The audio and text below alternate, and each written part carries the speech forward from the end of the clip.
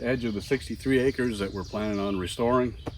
And well, I'm going to give you an idea of the difference between the 15 acres down here on the bottom part of the pasture and in here. We're just going to take a walk through and take a look. I need to get it slipped into some protective gear, but it'll definitely give you an idea of the difference in that those Pineywoods cattle have made. This is what the 15 acres that we'll visit in a little while used to look like before the Piney-woods were in there. Pretty much impenetrable. Gotta watch out for these big old thorns on here. It's been a while since I've walked through this part of the 63 acres, and it's really reminding me how much work the Piney-woods have done reducing invasive plant species as well as fire fuel in the 15 acres. You know, once I get in here, it won't take them long to clean up this part, and then we can start going deeper into the woods. Whew. I'm glad to be back out of that. The part we're going to go to now is this 15-acre stretch right here. You can see immediately how much more open it is. You just take a quick walk in here. I mean, there's really no comparison for what they've done, and opened things up really nicely. Every year we see improvements, and it's quite a big change on, you know, year to year.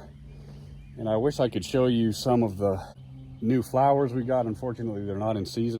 Well, we can rewind the seasons because of filmmaking and share some of the flowers that we're seeing because the canopy has been opened up by the Piney-woods.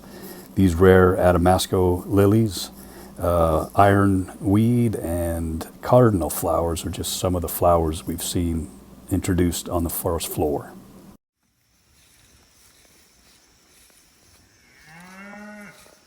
Piney-woods have also uncovered some surprises for us, one of which is a shed that was only 20 or 30 feet off the pasture, which we couldn't see before we let them in.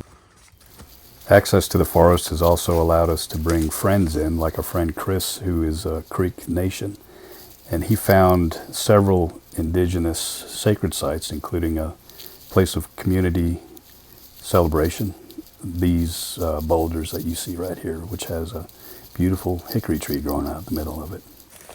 You climb up here, you see those roots just growing right in through there.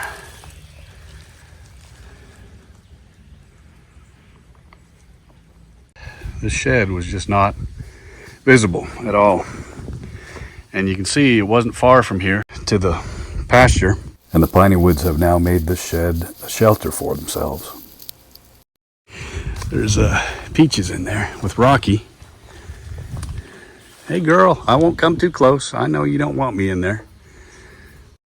With everything the Piney-woods have achieved, the sunlight now filtering through the canopy so that we were seeing new biodiversity each season, the barn, the indigenous sacred sites, it really makes me wonder how much more work and what findings they will uncover when we let them into the 63 acres.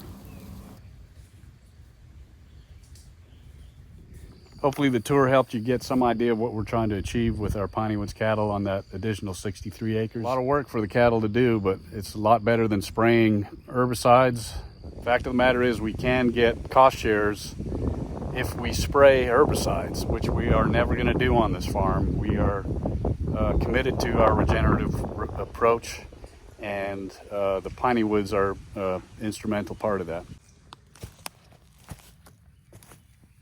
Cost shares or grants for the use of cattle in forest or habitat management are very difficult to find. I'm not even sure that they exist, but we continue to work with nonprofits and other organizations to see if we can find the funding for building a fence around the 63 acres.